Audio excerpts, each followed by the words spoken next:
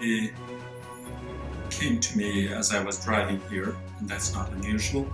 But since I had announced it as the evolution of gods, we will start there. What is God? And since we are talking about evolution, then there has to be sort of a starting point.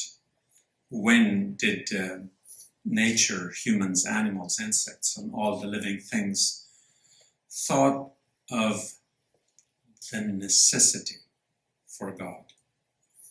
What's the relevance of God? The only thing people would have experienced would have been nature itself.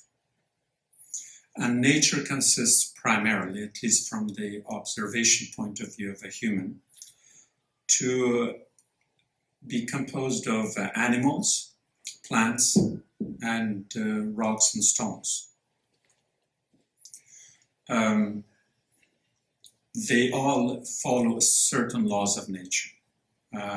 We probably discussed in an earlier talk that the nature comes to life through the Spirit of God, and that Spirit will be the spinning motion you see in electrons, protons, and neutrons. That spinning motion is the same as you see it in the galactic spiral. There's no difference. So, between the galactic spiral and the spiral within an atom, somewhere is us. Neither that small nor that big, but even that is relative, a relativity of a different kind, thanks to Einstein to make us aware of that. So in the context of what is out in nature, our reaction to nature, response to the nature, and our interaction in several ways. One, the reaction of our reasonal being. How do we reason? How do we rationalize to understand things? There's also the issue of the heart.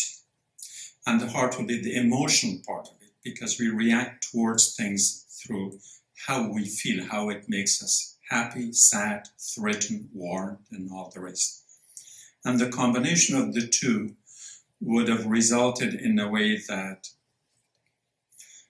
we could predict the response of the nature within which we lived.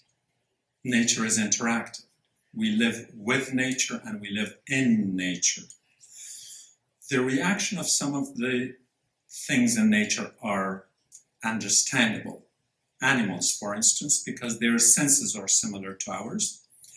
And if I can take the liberty, even their reasoning is similar to ours. And so therefore, the animals can make us happy, angry, upset, and we can react in different ways. And of course, when we get upset, we get rid of them. The reaction of plants and vegetation, because their senses are different, it's difficult for us to relate to. And therefore, when they act in a certain way, we don't necessarily react in the same way. Earlier I gave you the example of the morning glory.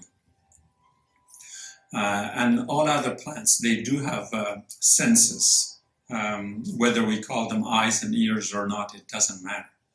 They do have senses. They feel their environment. You can see a cactus flower that blooms in the light of the sun. There are other cacti that bloom in the light of the moon. How were they designed? By nature. But of course, as far as the human reaction towards them is concerned, we don't react negatively or positively, other than admiring certain flowers and certain shades and all that. When it comes to rocks and stones, we are hardly aware of their reaction or of their senses, or even of acknowledging if they have them. We don't know. We often say that beings that do not have a heart or a kind heart, at least in Farsi we say sang dil. That's because we don't understand the sang part of it. And those who don't understand Farsi. Sangdil is a person with a heart of a stone, stone-hearted.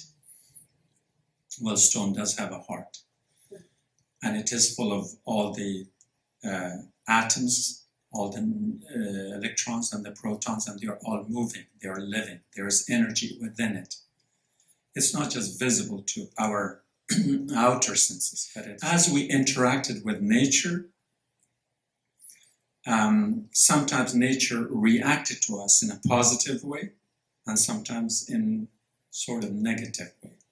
So if there was a flood and a fire and an earthquake and something that the fury of nature that destroys things for us, we somehow felt like it was doing it because of us, or against us, or opposing us. But if it did things that were in compliance with our feelings, it supported our notion, our understanding of what things ought to be, then we liked it. And from that, slowly, the concept of the good and the bad would have been created, and the good would have been called, that is, the nature interacting with us in a positive way would have been called good. And from the good, we get the word God. God is good. And the opposite of good is evil, and evil is, of course, the devil and all that. And even in Farsi, Khuda and Khub, they start with the same letter.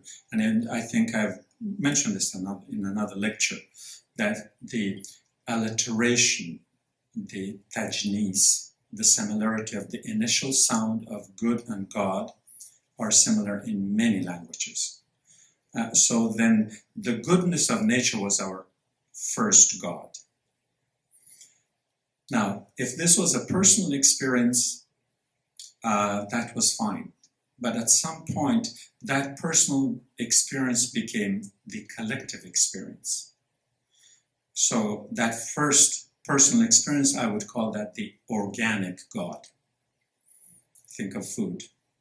Okay, the organic God was the way we experience God through our interaction with nature. The opposite of the organic will be the organized God, or the organized religion, as we understand it often. And that is when some entity, some government, some state, some group of people feel entitled to collectively impose their belief and their understanding on everyone else. And the problem with monotheism is just that. Monotheism, if it is the worship of one God, it's wonderful. But if it's the worship of one God based on one interpretation, see, there are two ones. If it's the understanding of one God based on one single interpretation, especially when it's imposed on everyone else, then we got a problem. So in the understanding of monotheism, the monopoly is equally significant. In most monotheistic traditions, it's a monopolized monotheism, which I just explained. The oneness of God is not a problem. The imposition of one interpretation of that God on a collective is the problem. Somehow we give that credit to what is called the Middle Eastern religions. Initially, because the organic God, the individual understanding of God, would have allowed for multiple interpretations, so polytheism was the norm. People individually and cultures had many, many gods. It was no problem. Perhaps at a certain stage it was either because it was confusing, or it was because necessary to sort of sort it together, to bring it together, to organize it, classify it, as we humans have that tendency. They were reduced from many to few. The few that are more common appear in the Egyptian religions. There is a Trinitarian concept. In the Hindu religion, there is another Trinity of the Vishnu and Shiva and Brahma. Vishnu is the nurturer, Shiva is the destroyer, and Brahma is the creator. Then that Egyptian version of the Trinity gets transposed over a version of Hebraic thought, and the result is Christianity with its version of Trinity. We have the dualism of Zoroastrianism, where the good was good, but since the good was not always good, and at times when it was bad, then you had to account for that, which is God and Shaitan. Ahriman would be the Ahriman or Dushiman. We talked about that, I think, last time. That which is opposed to my ego self. And this also appears in the yin and the yang in the Eastern religions, in Buddhism and Shinto and Taoism. So from 3 they come down to 2, and then eventually they come to 1. Now, when I was initially thinking of talking about the evolution of God, I thought for sure many of the people who would read it, especially those who don't know me, would think like, how dare someone questions the evolution of God, since God is absolute, and absolute does not accept relativity. And in the absence of relativity, you cannot have evolution. So it wouldn't have made sense logically. So therefore, I added an S, and I wrote the G in lowercase, gods. But a question was raised again last month: is the Muslim God the same as that of the Christians and Jews? So I'm going to concentrate most of the rest of the talk in evolution at that level. Number one, I don't know why is it that we give all the credit of monotheism to the Jews, because they did have many gods. As they moved from place to place, they adopted different gods. One of their early gods was Baal.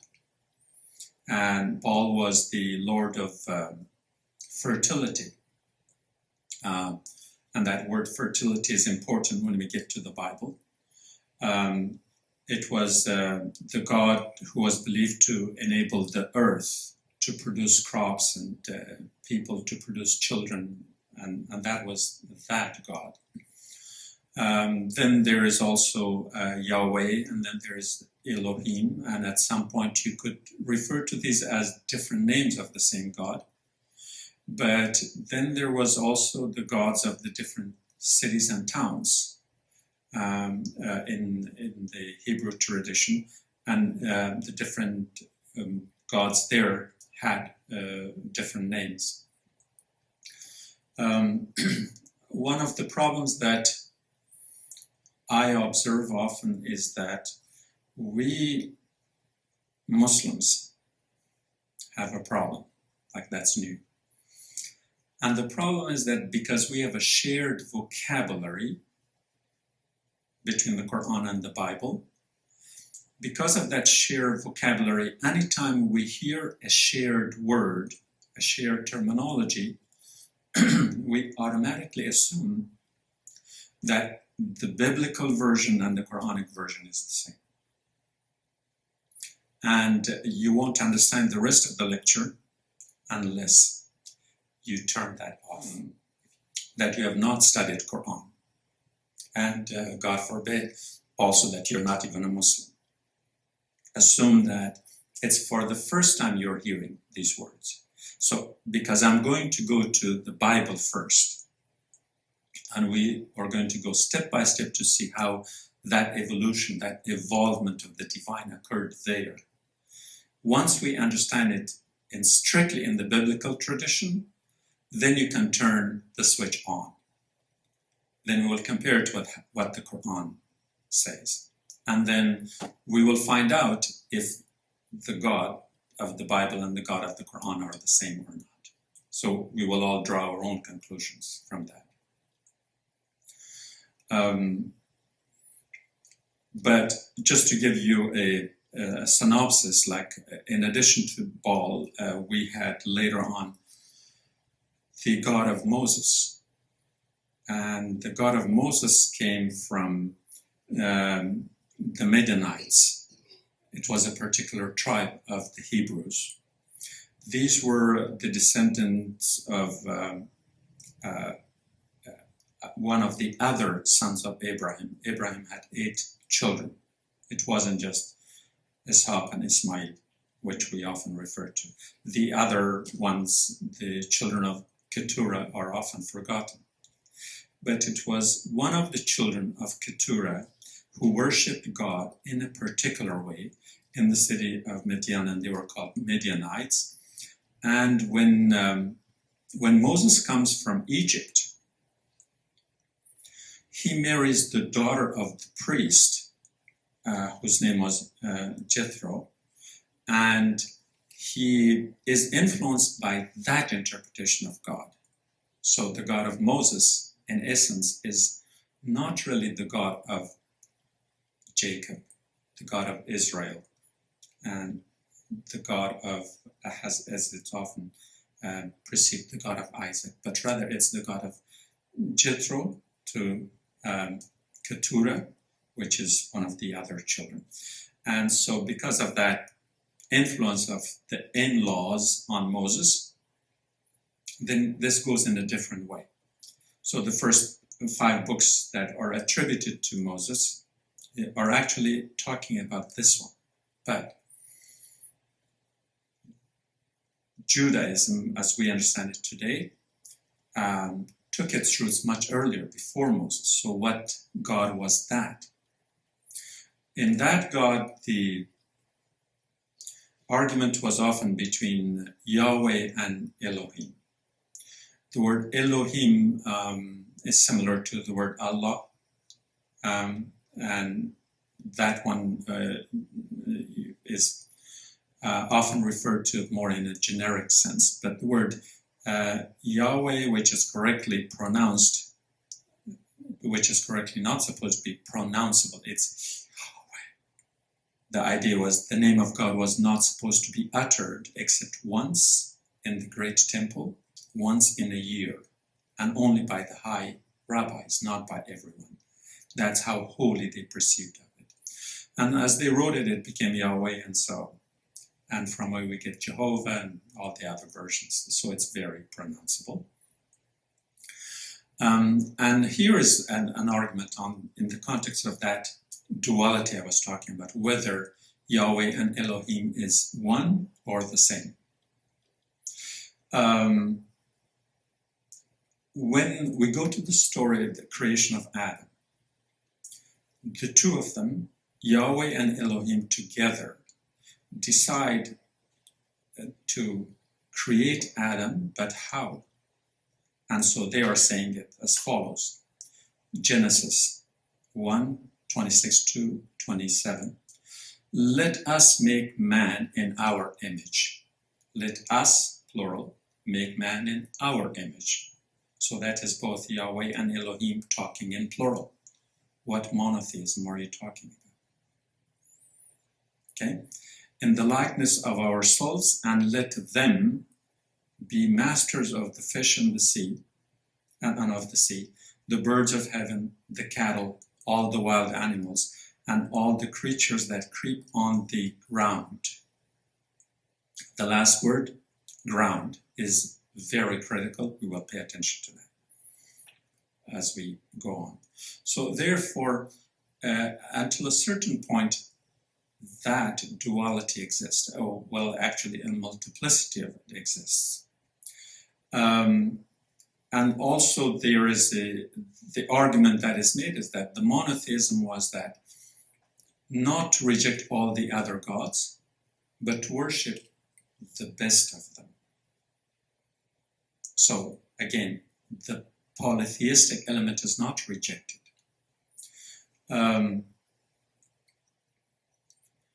Now, if we move on to that concept of the man created in whose image, we would be created either in the image of Yahweh or of Elohim. It's possible we are created in the image of both, one as good, one as bad. And I will leave the story of Adam and Eve for now. We might come back to it later. But afterwards, again, this is biblical language, so don't feel offended. I told you have to turn off your own personal beliefs. It says, the man, which refers to Adam, had intercourse with his wife, Eve. She conceived and gave birth to Cain. I have acquired a man with the help of Yahweh, she says. So Cain would come from Yahweh. There is no mention of Elohim. She gave birth to a second child, Abel, the brother of Cain. So who was the first child? What did Cain do? What was his first action? Commit murder.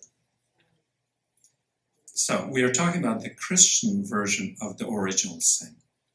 Now look at this other version. That the first action to which the first born being resort to is killing.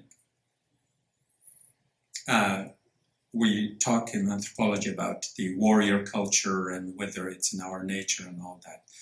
Much of it is right there in our scriptures. And I don't mean by, any stretch of the imagination to be either dismissive or disrespecting. But these are our scriptures and we have to understand them.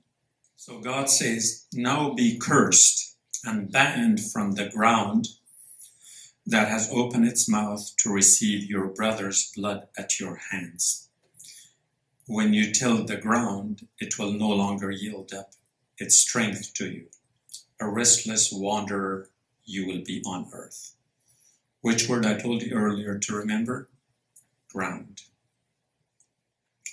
So, the key words that are very important in the understanding of the Bible from the point of view that I'm presenting it. So that's not all of the Bible. I'm just looking at it from a very narrow angle to make the point. The whole argument here in Bible from the start to the end emphasizes several words. One, earth, land, ground. The other one is the blood. I think I referred to the Hakohun in an earlier lecture. That Hakohun is very elemental, very essential to the argument.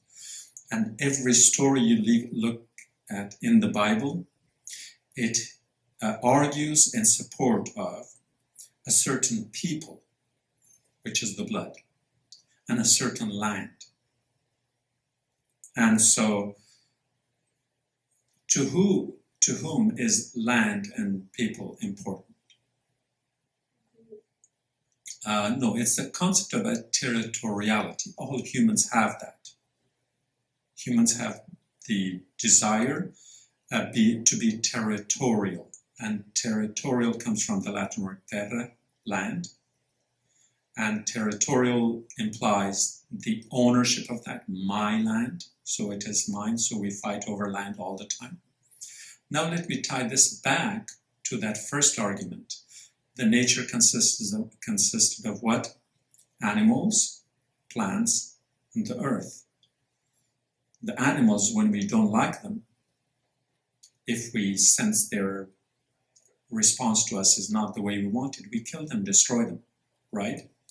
Plants, we do the same. It's the earth that doesn't respond.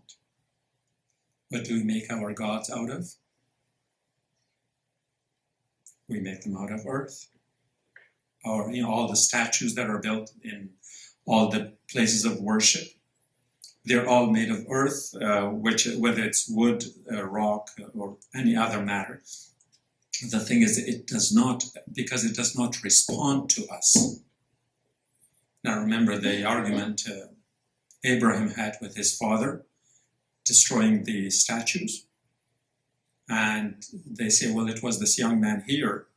And Abraham's argument was, I had nothing to do with it. It must have been the bigger one of them that destroyed the smaller ones. And they said, well, how could it? And Abraham said, in that court of law, I rest my case. How could it destroy the smaller one? It couldn't. So in the context of, again, of nature, animal, plant, and earth, or matter, rock, stone, it is the one we choose is the one that has the least capability of responding to us, of opposing us, of reacting to us. So we feel comfortable with them. That's why we make gods of stones. Now, I hope I'm not offending any vegetarian here. Why do people become vegetarian?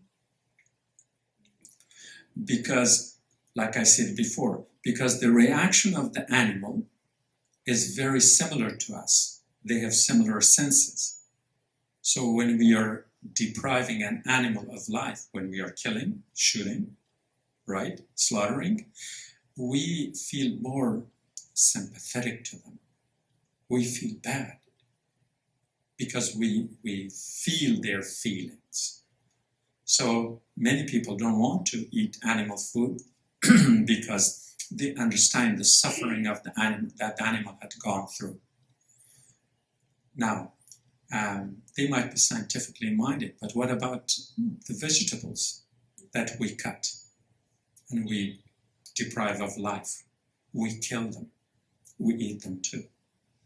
But because their senses are different, it doesn't even register.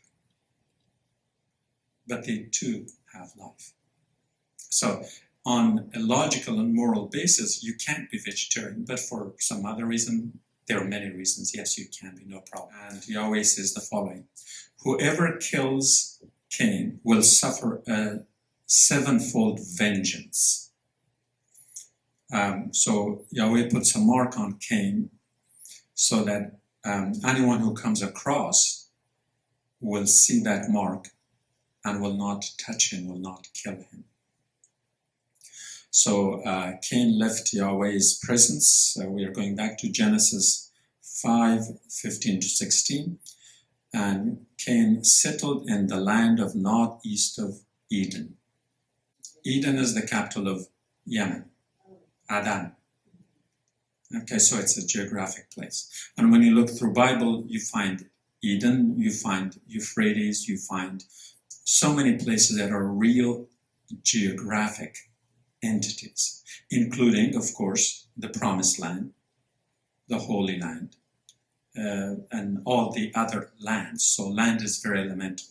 Now, the question I posed earlier, why is the element of land important?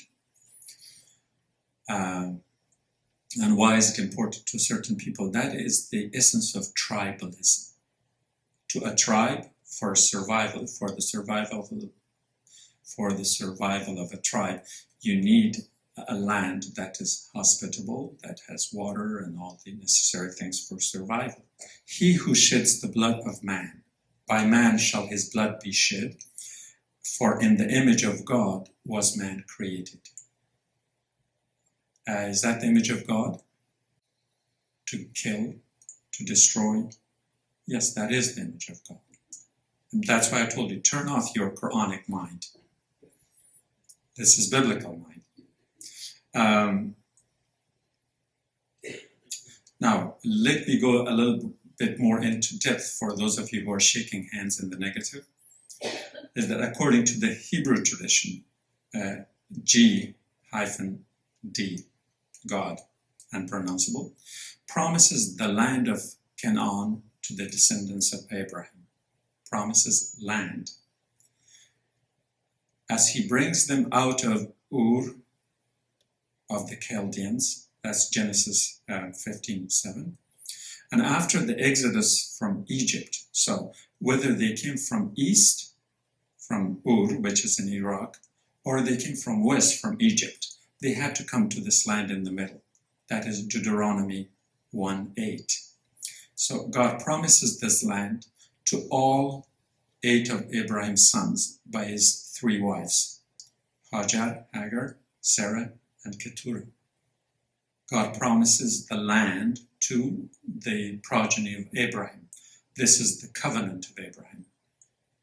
So again, pay attention. What's the role of God with Abraham? A transaction of land, a promise. And that is the land, the hot part, the hun part of it comes is, it promises to Abraham's progeny, this land belongs to your children. So like you had a lawyer right next to you to make sure that how it then goes further down in the generation.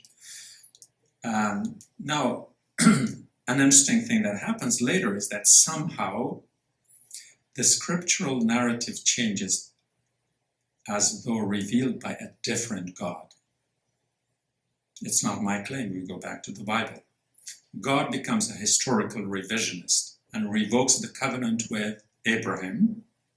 Okay, a new covenant is now signed, revised version, updated, as if he didn't have the foreknowledge of why he was doing that.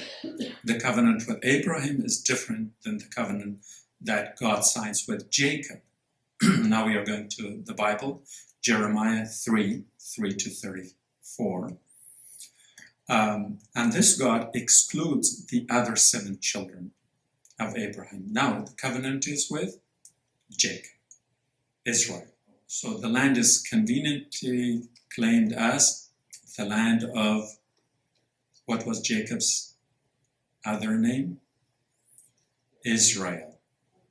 So it is the land of Israel, which means it is even named after Jacob and Jacob's descendants. So did God forget about the other children of Abraham, or somehow must have been a different God? And if it was the same God, then he must have forgotten, or he must not have been able to foresee what was going to happen.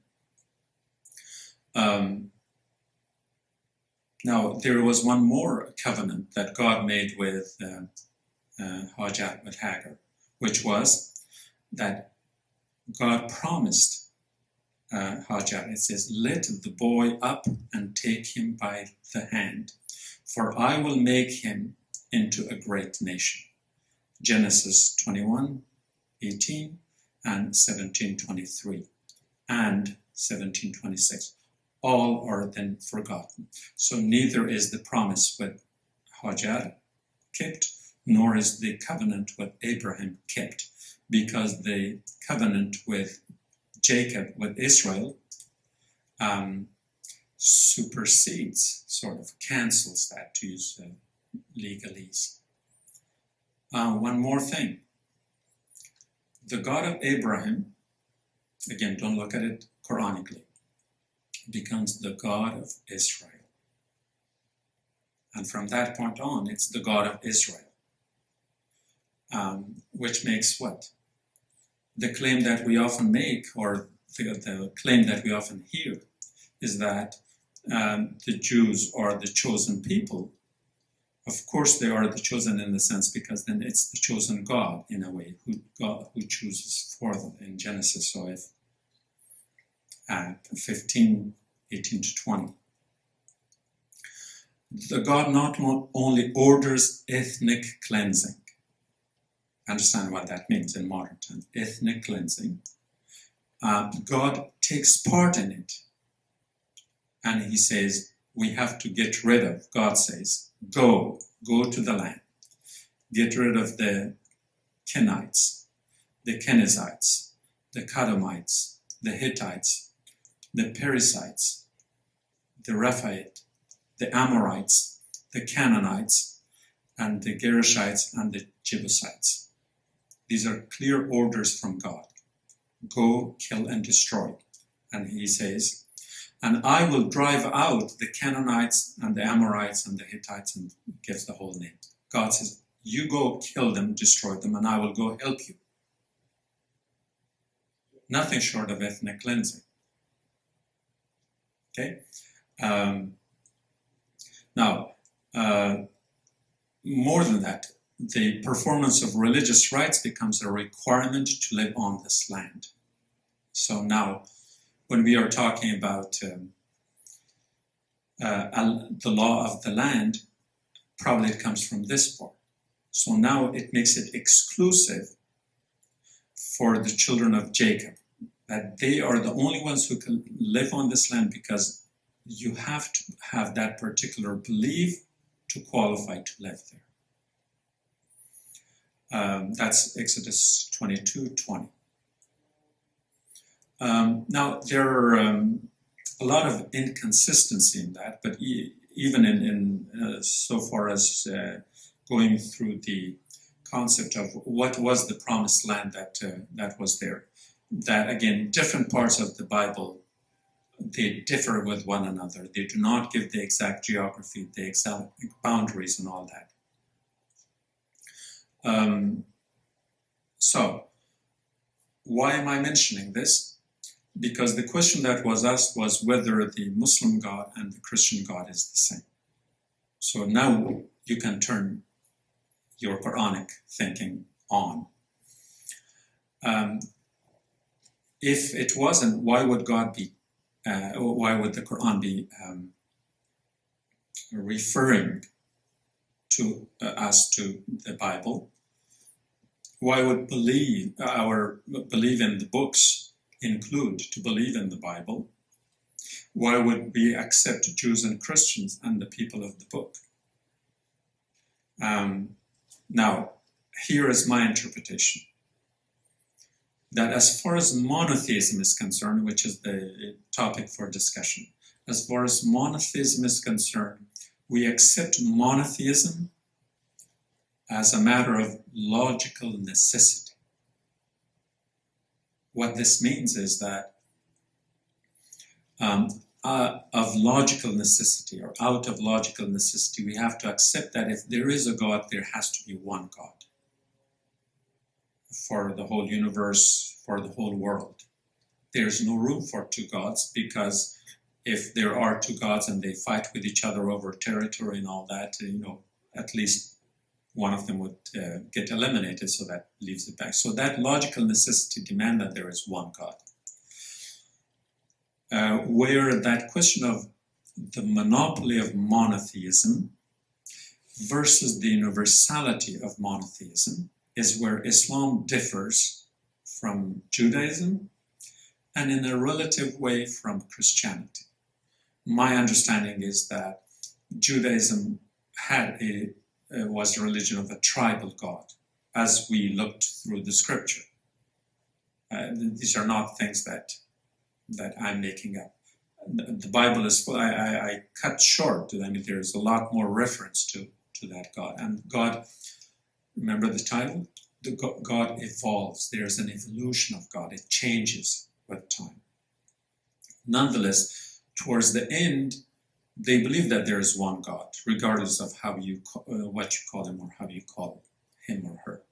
So the monotheism part of it is accepted. The monopoly part of it is not accepted. And because of the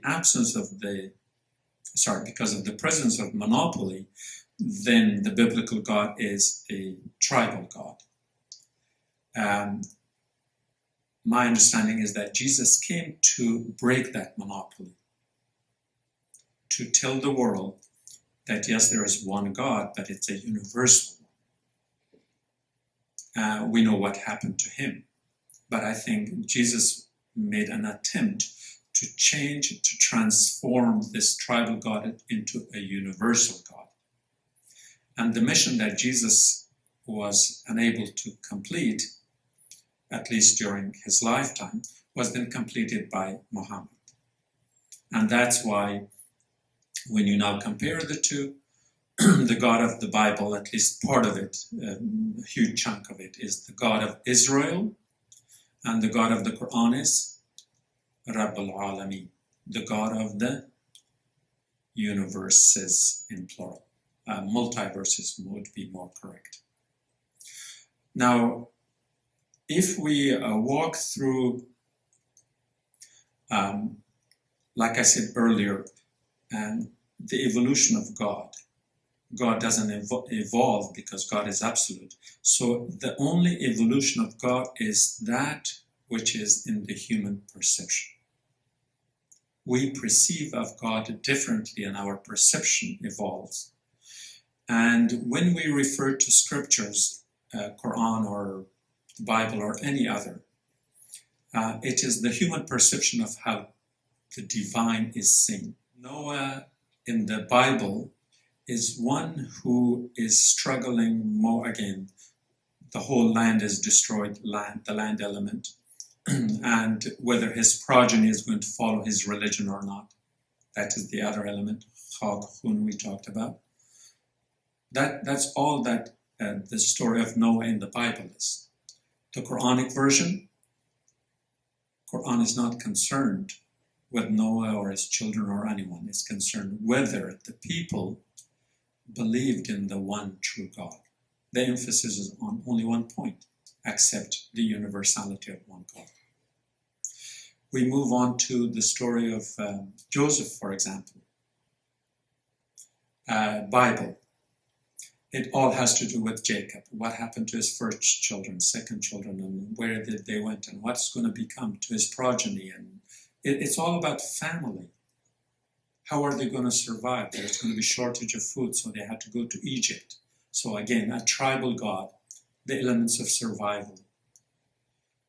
What about Quran? Uses the same story.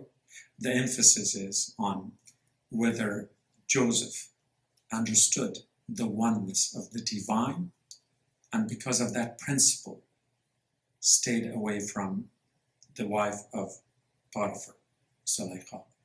Emphasis on what? On a principle. We move to Moses. He goes and talks to Pharaoh. Let my people go. And God promises him to go to the promised land. Again, people and land. And the whole emphasis on that. That's Bible. Quran, the whole emphasis is on when Moses is talking to Pharaoh. The whole argument is on whether there is one absolute God other than Pharaoh, because the Egyptians saw their pharaohs as their gods. The argument is all on principle. And many people say, many of my students often say that, say, well, we go to the Quran and it's kind of confusing because there's no narrative. That's true. All the narrative is in the Bible. All the stories are in the Bible. Quran has no interest in the narrative. Quran would just say, okay, and we told Moses to go and talk to Pharaoh and to say what? And then, like the scene is cut, it comes back to the question. There's one God and, all the rest of it, which we understand. So the Quran is not interested in the narrative because it's interested only in the principles. And so we can argue most points in the Bible in that same way. That the biblical God is more of a tribal God, a monopolistic God, an angry and vengeful God. And the Quranic God, by contrast, is one that is not interested in any of that. Yes, I think the only narrative, or not the only, one of the few places where there is a little bit of a narrative is the story of Joseph, Surah Yusuf. It has a narrative because it is very deeply interwoven narrative. And at each turn, people are made aware of their principle. The brothers who try to kill him, whether it's right or wrong, the jealousies, the father who's missing them. So it's full of emotions. And so at each turn, again, principles are involved.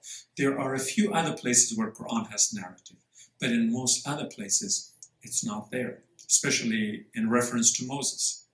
Mentioned how many times in the Quran? At least 86 times. Now, if you find a data for that, you'll find that these 86 times that Moses is mentioned is all over the Quran. There's no particular surah about Moses. Again, because the narrative is not important. So, the argument that I'm making is as follows, that the oneness of God has to be understood correctly in terms of two principles. That is the ahadiyya and the wahidiyya. The ahadiyya is talking about the singularity of God, that there is one God and not two, three, or four. And we talked about that whole evolution in human history throughout the many cultures.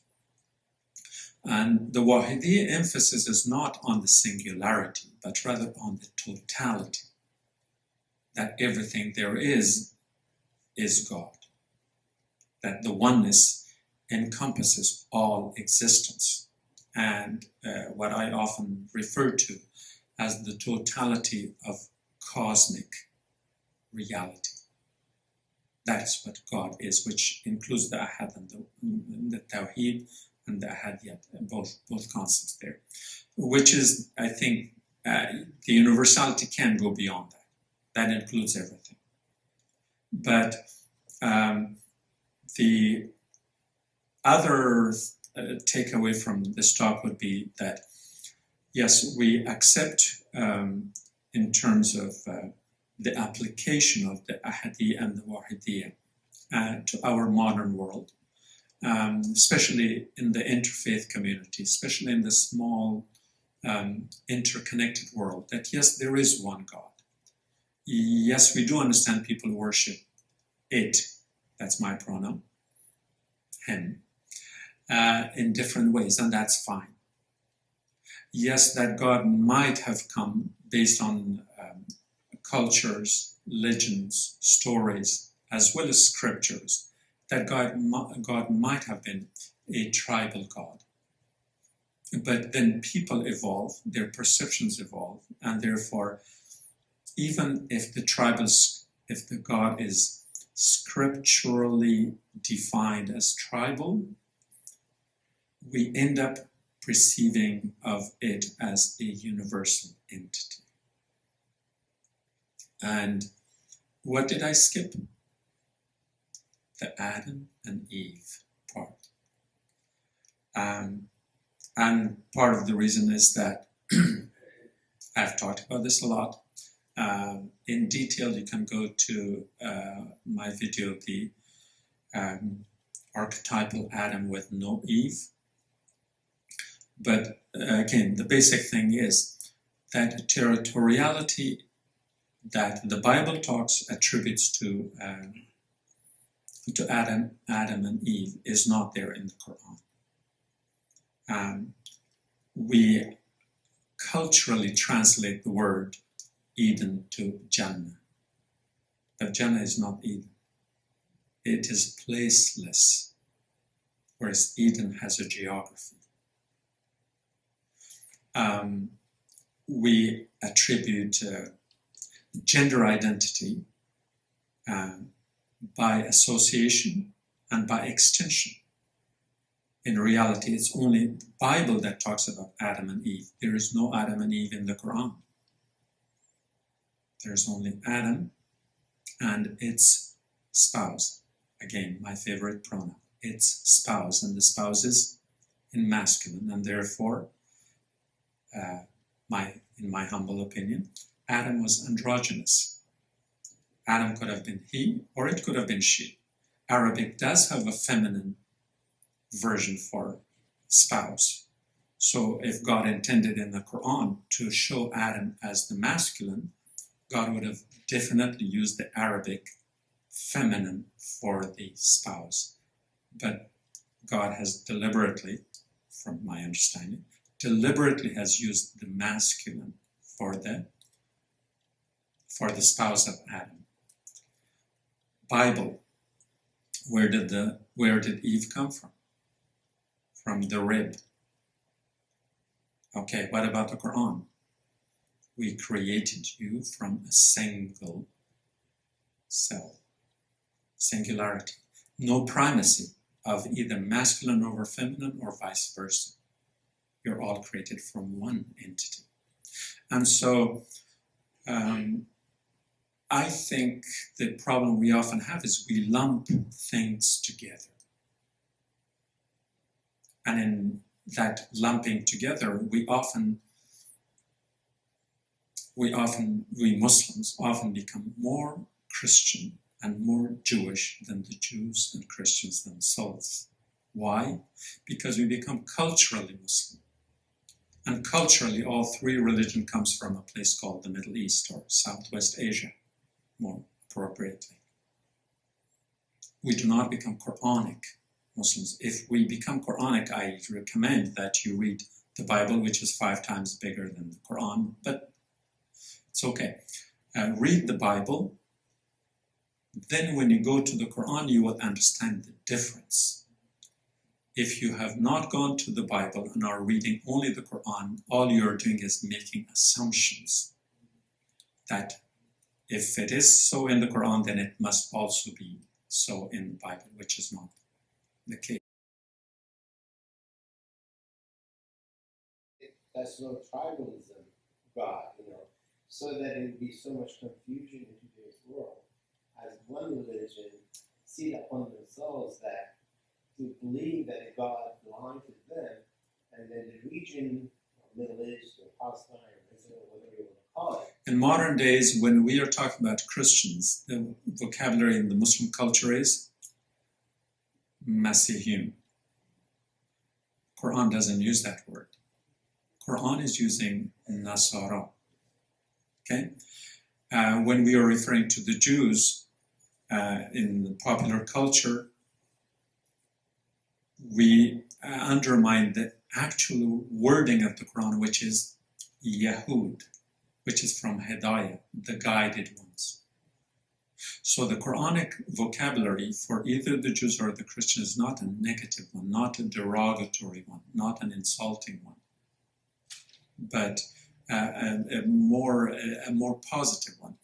In our own cultures, unfortunately, our own modern tribalism, everybody puts everybody else down. Now, with that understanding, then we go to the example you gave.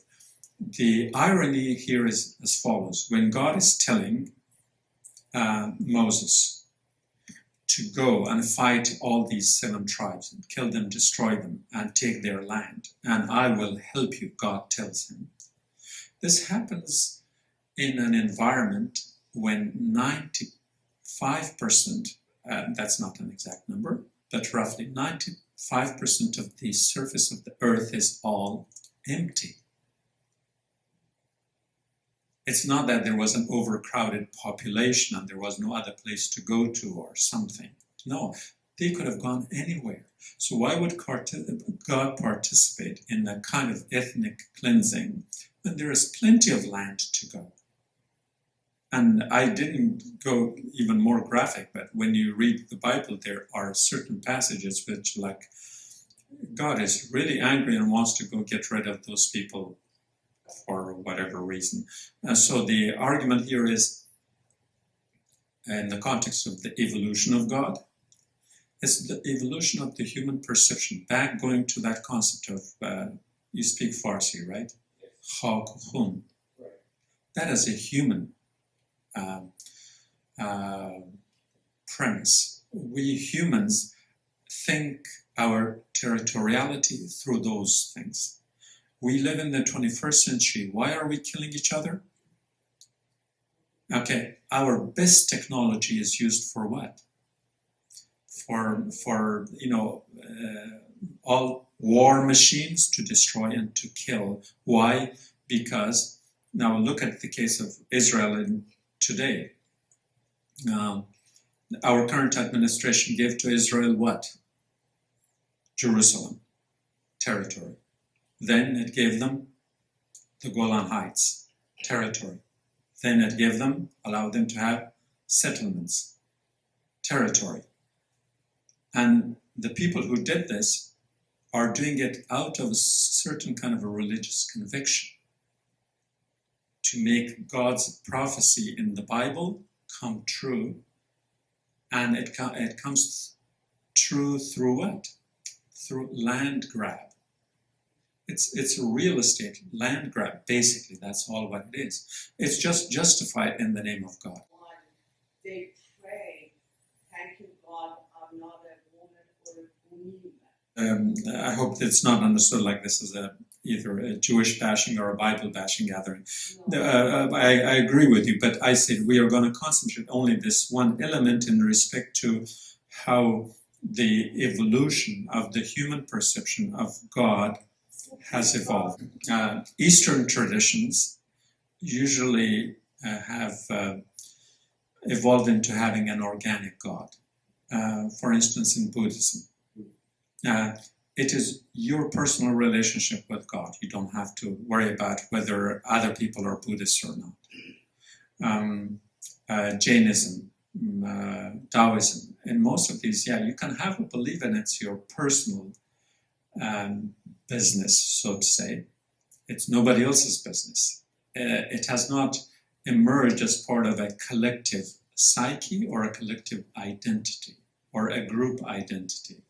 And so therefore it remains organic, like I explained at the beginning, how you relate and connect with nature. The organized part generally comes with the territoriality in the Middle East. And again, my hunch feeling is that because, where most traffic accidents happen? On the street or in an intersection or in a parking lot. Intersection. Why? Because that's where they come together. The Middle East is where Africa, Europe, and Asia come together. There is a lot of movement of people and culture. And because of that, that intersection is not just busy, but it's claimed by many.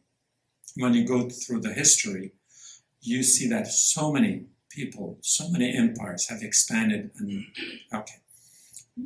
the point there is that because land has been important, then the religions of that region have also become territorial. That's the point I'm making. The religion have somehow played into the people's mindset of being territorial, and then by extension, tribal as well. I am the universal God, but during the time, these stories change and become tribal. So God's message has always been universal God. The universality of God is a rather recent phenomenon in human history. Throughout most of the history, gods were tribal. They belonged to particular regions. Was that the perception of the people? Or it was the necessity, of course. Or that prophet just said, I'm here just for you. See, you're going back to the prophet business. That's an Islamic thinking. To Muslim, for instance, Moses is prophet. The Bible doesn't call him, King David is a king. King Solomon is a king. Those are not prophets. That's why I told you earlier that you have to leave your Quranic perception aside to understand it in Bible, in terms of Bible. Now, in the human history, like I said, gods were tribal, and if you look at Kaaba, it was filled with what? The different gods, 360 or so gods. These were the gods of different tribes of Arabia. Each tribe had its own god. And when they went to war, the winning party took the god of the losing party as a trophy and brought it to their city. See, we defeated them, we got their god. And so we are superimposing a lot of the modern universality of God on the historical God. Historically, there was no need for that. first, the world was not, the globe, the earth surface was not very populated. So the different communities lived in pretty much of an isolation. There were a few cases when there were empires that expanded and brought them together. But most of them lived in villages and towns. The highest evolution, anthropologically speaking, is when they anthropologically / political, is the creation of the city-state. The city was the extension of it. So in the cities, there's no universality. Even our terms like citizenship, for instance, the citizen of the United States is assuming the whole United States is a city, which it's not. You have your Farsi word, which I personally don't like, Shaharwand. Shaharwand of Iran. Iran is not a city, for example. So in those senses, cities were, communities were pockets of communities, not necessarily interconnected geographically, and therefore their gods would have to have been isolated and separated. There's a few things I just want to say, and that is, there are things that you said that I absolutely agree with, because I came to the Quran with no knowledge of the Quran, but heavily studied for truth in various different traditions. And so when I read the Quran, when it opened up to me, I saw more Platonic. Of course, I was reading translations, but I saw more Platonic ideas of what's most real, what's true, and then Christian. And yet, I found that it became frustrating for me because I had left Christianity many, many years ago. And yet, the more I was involved with the Islamic community, the more I found there was this importance to compare themselves to Christian, and that became very frustrating. But I think something that's important to know is that the modern day that did not exist prior to the 19th century, and that is dispensationalism. And dispensationalism has a high priority with Lent. And you basically can't understand modern day Christianity without understanding the doctrine of dispensationalism, which was highly rejected when John Darby first introduced. The other thing I want to say, back many years ago, I came to see Abraham return, and this is no knowledge of the Quran at all, or Islam, nothing. I came to see Abraham returning to a universal God, leaving more nation-state type gods or individual gods. I came to the Quran many years later. I was happy to see the universality of the Quran. But two questions for you, which would be very maybe basic. But when you were referring to the God of Yahweh and Elohim, and which would be the God of Islam, what about the scripture or the ayah where the angels are asking Allah, creating mankind who is going to shed blood? And Allah responds, I don't have it down by memory, but that he knows what he's doing. So that the angels saw that he was creating man that would shed blood. So that piqued my interest there.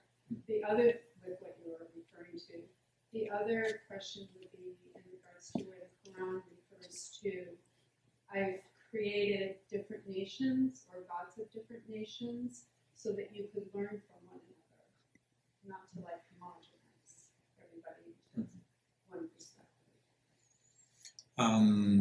Many questions and good ones too. So first, but the last one, God is in the Quranic God is not imposing itself. And so when, I think it's chapter 109, Al-Kafirun, it clearly states, and by the way, that whole chapter was revealed at the foot of the Kaaba, telling the Prophet, basically again, in a nutshell, is to you your religion and to me mine. That is the freedom of religion. So that's one thing. The concept of, if I could keep track of all the wonderful ideas you mentioned, was when God was talking to the angels that I'm going to create Adam or a being, and the angels said, but it will shed blood. I think in most cases, when Qur'an is referring to the biblical narrative, it is for reference. That's my understanding, or my interpretation of it. The reference, because these stories were known, not necessarily as the truth, that these personalities, the biblical personalities, may or may not have had historical existence. They may not have been historical, they are just scriptural, they are just biblical. So the Quran is referring to them only as a matter of reference, but in it, it's making, in a way, a modification, a correction. For instance, in the story of the flood, Noah's story, God repents. God is very upset.